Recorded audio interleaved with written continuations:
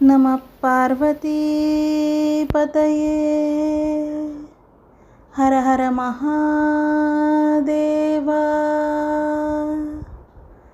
தெய்வத்தின் குரல் 2ஆம் பாகம் 260ஆம் பகுதி. ஜாதி முறை. பிற மதங்களில் மற்ற மதங்களும் இப்படிப்பட்ட வித்தியாசங்களை பின்பற்றி வந்தால் நமக்கு இது குறையாக தோன்றாது.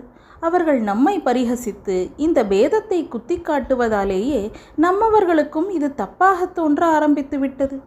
ஆனால் நன்றாக ஆலோசித்து பார்த்தால் மற்ற எல்லா மதத்தையும் விட நம்முடைய மதம் ஒன்றே ஆதி காலத்திலிருந்து சிரஞ்சீவியாக இருந்து வருவதற்கும், நம்முடைய நாகரீகமே உலகத்தின் மற்ற நாகரீகங்களை விட மகோன்னதமாக இருந்து வருவதற்கும் காரணம் மற்ற மதங்களில் இல்லாத இந்த வர்ண தர்மம்தான் என்று தெரியும்.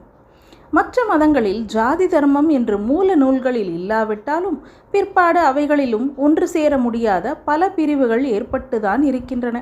இவர்கள் ஒருத்தருக்கொருத்தர் விவாக சம்பந்தம் செய்து கொள்ளாமல் தனித்தனி ஜாதி மாதிரிதான் இருக்கிறார்கள்.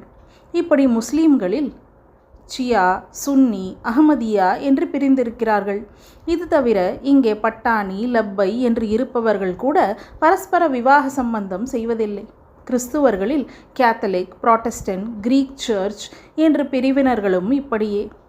ஆனாலும் டிவிஷன் ஆஃப் லேபர், தொழில் பாகுபாடு என்ற உன்னத தத்துவத்தின் மீது ஒரு லெவலில் மட்டும் பிரிந்திருந்து இன்னொரு லெவலில் ஐக்கியமாயிருக்கிற நம் ஜாதி முறையை இம்மாதிரி இல்லாமலேயே பிரிந்திருக்கிற அவர்கள் நிந்தித்து பேசுகிறார்கள்.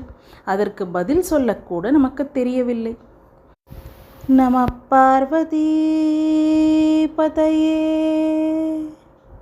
ஹர ஹர மகாதேவா.